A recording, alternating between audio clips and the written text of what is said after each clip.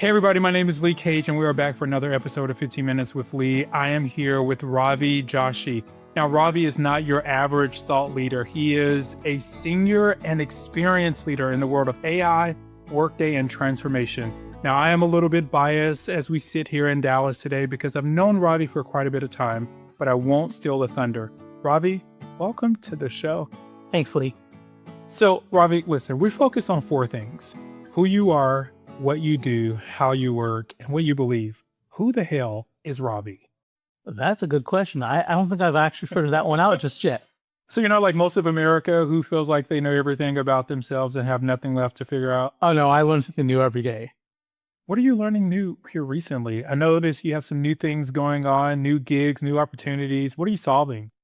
I think what we're solving right now is with AI coming into the picture, how does that change the way we work? And, AI is not going to replace everybody. Let's get that fear off the table. But what it is going to do is it's going to augment all of us. So you're going to now be able to do the work of 10 people with better quality and all that stuff. And how do I get myself to be able to do that? And how do I get my team to be able to do the same? I think that's an interesting concept. And I feel like we're going deep already because most people, especially those who I would consider to be resistors, feel that AI is just going to take over everything that they're doing. But they forget that AI is artificial intelligence and it was created by human intelligence. There was a human that inspired AI, that created the modeling and that has helped it become what it is today. What do you say to that? Yeah, absolutely. I completely agree with that. I think what it is people forget that you need the human to prompt the AI. Dude, I just saw a job on LinkedIn called Prompt Master. That's literally a new thing that people are doing. I had never even heard of a prompt master. What is a prompt master? So I think that's related to prompt engineering. Prompt engineering. There we go. Right. So that is someone who knows how to write the prompt correctly to get the right result from AI. Wow. And it's a crazy field. Okay. If you think of it this way, about 2 years ago, prompt engineers were getting up to $900,000 a year. Netflix hired somebody for $1 million. Yes. As a prompt engineer. Exactly. And that's dude, I'm in the wrong field. Or both in the wrong fields. I've got to start prompting better. So now what does it look like in the world? So are you still doing Workday and AI? Or are you focusing on those, maybe the duality of the two?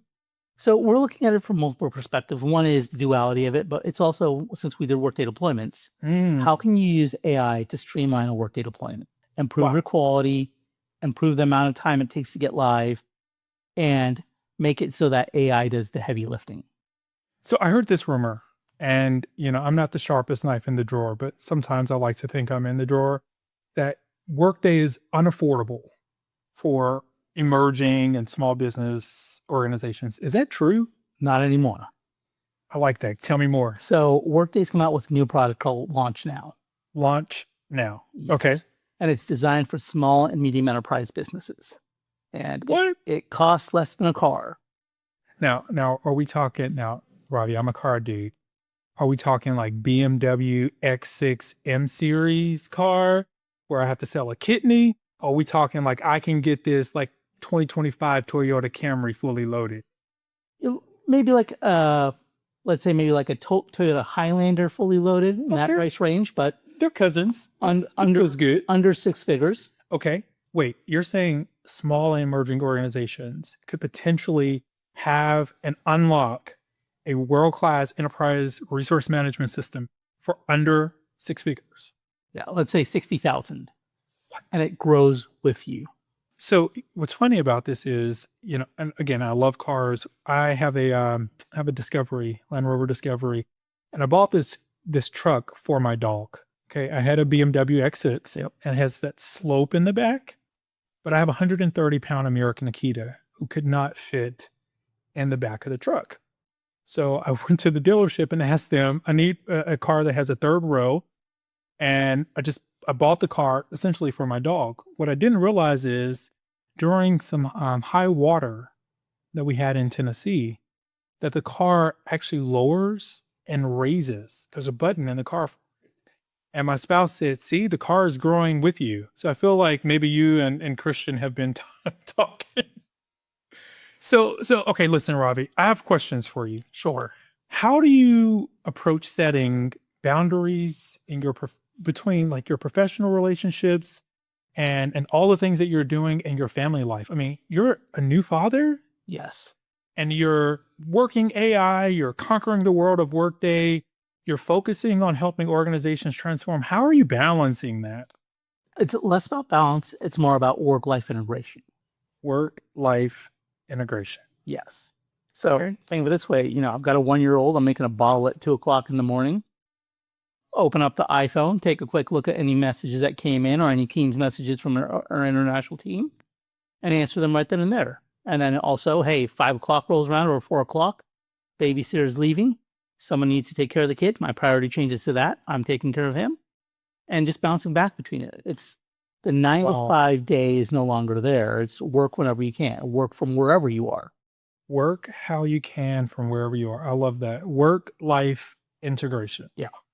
Okay, Ravi, so I'm curious. I'm just going to go to another one here. What's one mantra or affirmation you use to stay focused? To stay focused, Yeah. just focus on this for 5 minutes. Just use the 5-minute rule. Let me focus on this for 5 minutes. Cut off all other distractions. I'm going to focus on this. Tunnel vision. 5 minutes are up. Can I do another 5 minutes? Let's do another 5 minutes. And just break it into bite-sizable chunks where you can do it within a period of time without getting distracted, or block your calendar off. Hey, this is my 15-minute work block. I'm just going to work. I'm shutting off YouTube. I'm shutting off everything else. Just focus on it. So we talked about work-life integration. We talked about this concept of balancing what you can, where you can, in these maybe 5-minute segments, if you will. What is one thing that you would say to a new or emerging consultant who's thinking about moving from wherever they are? Maybe it's college, maybe it's, some other industry into consulting. What would you say to them in this world of work that we're living in today? I would say A, take the risk, Mm. do the jump, and B, always keep learning, because what I'm doing today is nothing like what I was expecting to do 20 years ago when I got into the industry. Probably the same thing for you, Lee, right? You weren't expecting to do what you're doing today. Not at all. I wanted to be a cultural anthropologist. My mom said, "Oh my God, you'll be so happy and you'll be so poor."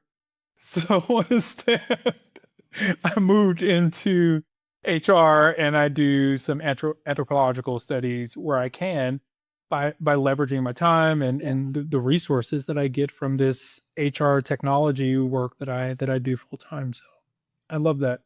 Ravi, we're going to change gears here. Okay. Okay. Now brace yourself for impact. This is a game we like to call rapid fire.